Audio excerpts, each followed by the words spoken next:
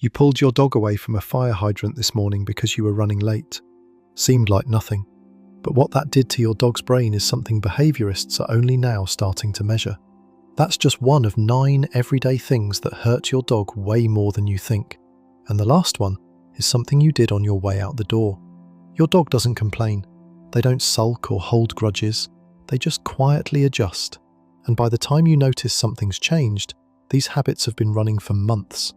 All 9 of them. Number 1. Pulling them away every time they stop to sniff. You're on the morning walk. Your dog drops their nose into a patch of grass and locks in.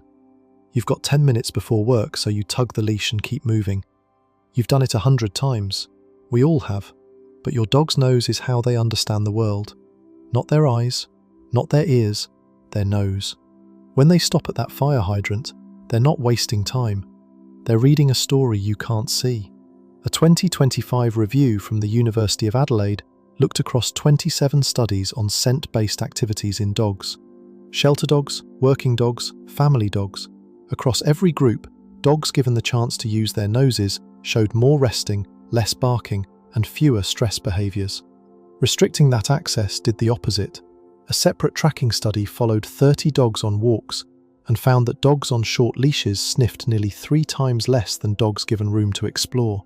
So when you yank your dog past the 3rd tree in a row, you're not just rushing the walk, you're cutting off the one thing that actually settles their brain. Tonight, give them 5 extra minutes. Let them lead with their nose. Watch their body change by the end of the block. The next one is something you've done to your dog today without even thinking about it. Number 2, patting them on top of the head.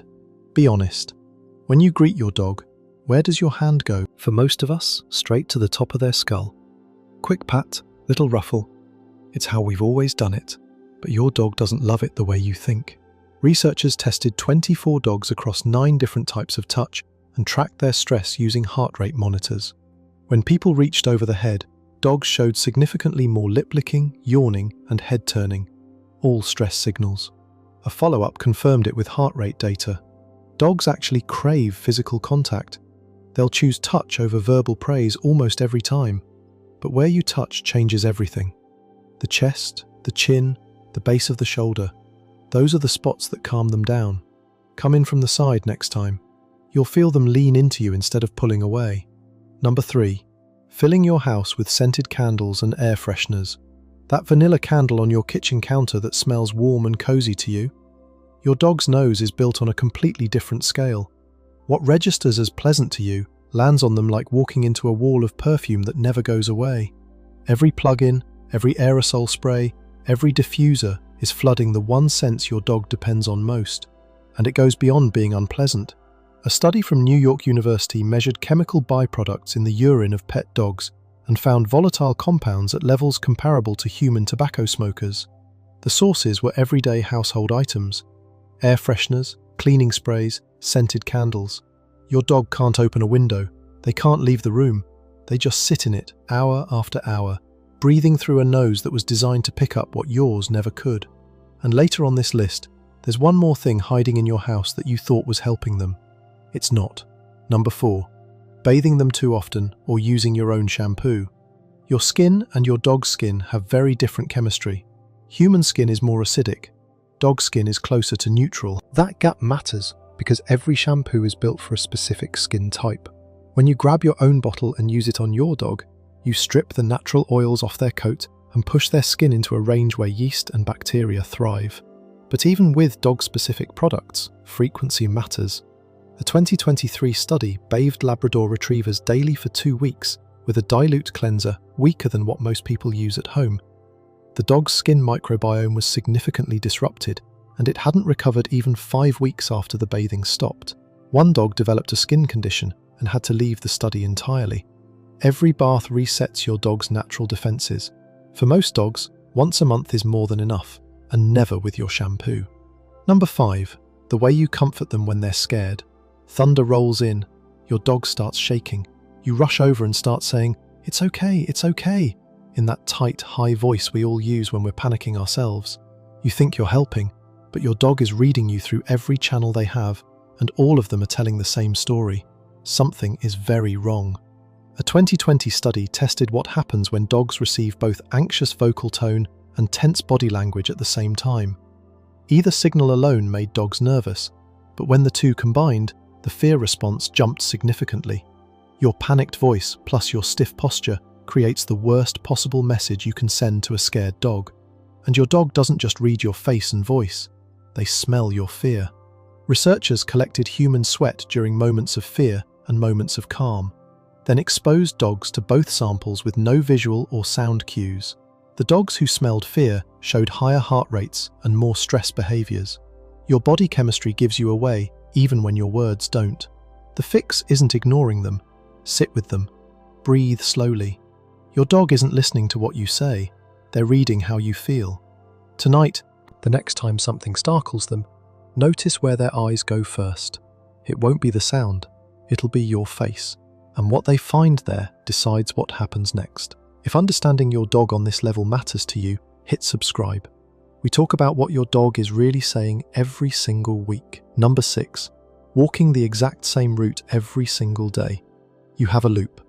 Left out the front door, down the street, around the block, back home.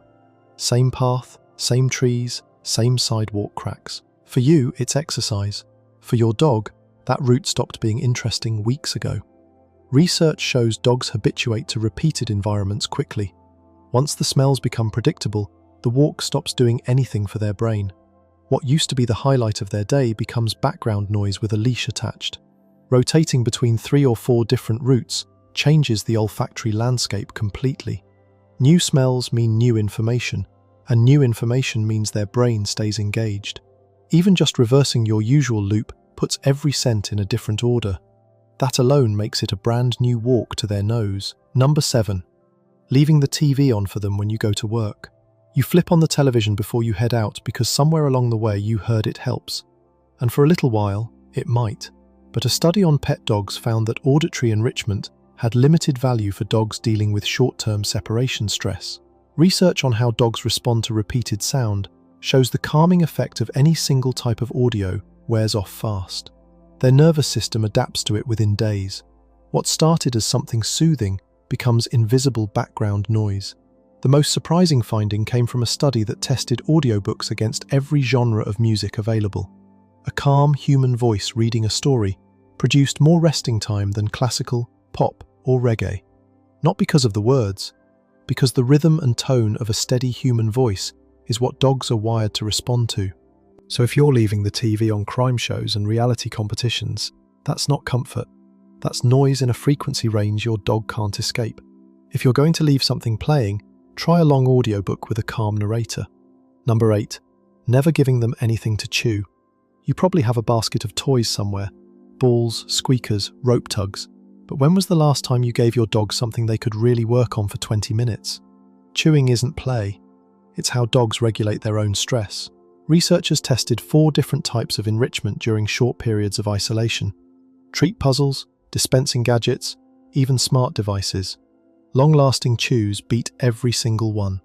Lowest stress scores, highest engagement, most positive emotional states. The reason is in the nervous system. A 2025 review found that chewing reduces activity in the pathway that controls stress hormones. It increases serotonin. It literally calms their body from the inside out. When you're stressed, you might go for a run or take a bath. Your dog doesn't get to pick how they cope. You pick for them. And if the answer is nothing, they're sitting in their own tension with no way to bring it down. Tonight, when your dog seems restless, try a chew before another walk. Watch their breathing slow. Watch their body go soft. That's not boredom dissolving. That's stress leaving. Number 9.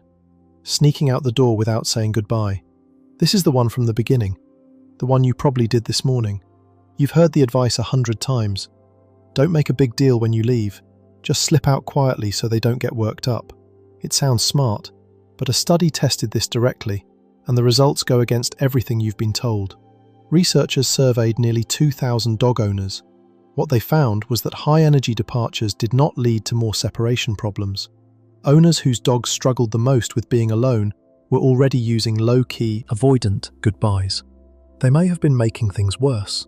Think about what that feels like from their side. One moment you're in the kitchen pouring coffee, the next you're gone.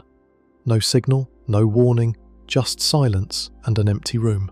Every single time.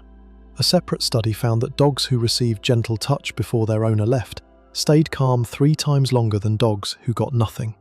A few seconds of warm contact gave them something to carry into the quiet. You don't need a big production at the front door, but a moment matters. A hand on their chest. Their name said gently. A few seconds where you're actually there before you go. That's not making it harder for them. That's giving them something to hold on to while they wait. And they do wait. Every single day. They wait. Tonight when you come home and they're right there at the door where you left them, you'll know why. That walk from this morning. The one where you pulled them away from the fire hydrant because you were running late. Every one of these 9 things was a small moment you walked right past. And your dog absorbed every one without saying a word. But now you see it. The sniff that settles their brain. The touch that brings their heart rate down. The goodbye that carries them through the afternoon.